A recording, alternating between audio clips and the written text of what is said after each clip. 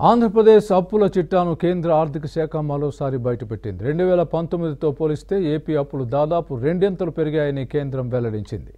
రాజ్యసభలో TDP MP Kanakamedala Ravindra Kumar అడిగిన ప్రశ్నకు కేంద్ర ఆర్థిక శాఖ సహాయ మంత్రి పంకజ్ చౌదరి లిఖితపూర్వక సమాధానమిచ్చారు.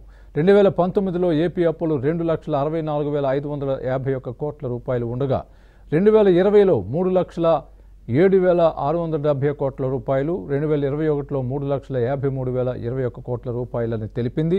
ఇక 2022 సవరించిన అంచనాల తర్వాత 3,93,718 కోట్ల రూపాయలు, 2023 బడ్జెట్ అంచనాల ప్రకారం ప్రస్తుత ఏపీ అప్పు 4,42,442 కోట్ల రూపాయలుగా ఉంది. ఏటా సుమారు 45,000 కోట్ల రూపాయలు అప్పులు చేస్తోందని పంకజ్ చౌదరి ప్రకటించారు.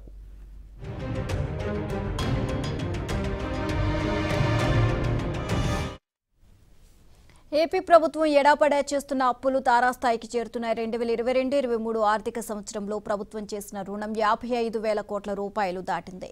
వివిధ కారణాలు చెప్పి సగటున రోజు 205 కోట్ల రూపాయలను ఆర్థిక శాఖ అప్పు చేస్తోంది. ప్రభుత్వ తీరుపై విపక్షాలు తీవ్ర స్థాయిలో విమర్శలు గుప్పిస్తున్నాయి. ఏపీ ప్రభుత్వం చేస్తున్న అప్పులు కొత్త రికార్డులు నమోదు చేసే స్థాయికి చేరుకుంటున్నాయి. ఈ ఆర్థిక సంవత్సరంలో గడిచిన 9 నెలల్లో ఏపీ ప్రభుత్వం చేసిన అప్పు 55,555 కోట్లకు చేరుకుంది. 2022-23 ఆర్థిక సంవత్సరంలో మొదటి 3 త్రైమాసికాలకు గాను వైసీపీ ప్రభుత్వం నెలకు సగటున చేసిన అప్పు 6,172 కోట్లుగా తేలింది.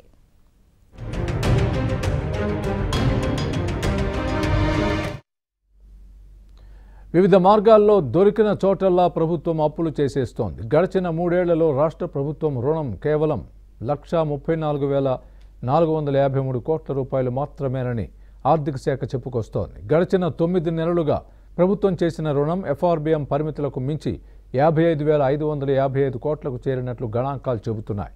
ప్రభుత్వ రంగ సంస్థలు వివిధ కార్పొరేషన్ల ద్వారా తీసుకున్న రుణాల విషయాన్ని పక్కన పెట్టిన ప్రభుత్వం ప్రస్తుతం 2022 మార్చి నాటికి ఏపీ చేసిన రుణం 3,98,903 కోట్లు మాత్రమేనని చెప్పుకొస్తోంది.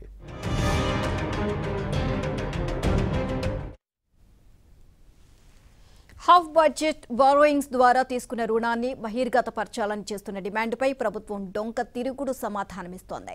మొత్తానికి 2022-23 ఆర్థిక సంవత్సరంలో తీసుకున్న రుణాలు మొత్తం 55,000 కోట్లకు చేరిపోవడంతో తదుపరి రుణాలు తీసుకునే అంశంపై నీలినీడలు కమ్ముకున్నాయి.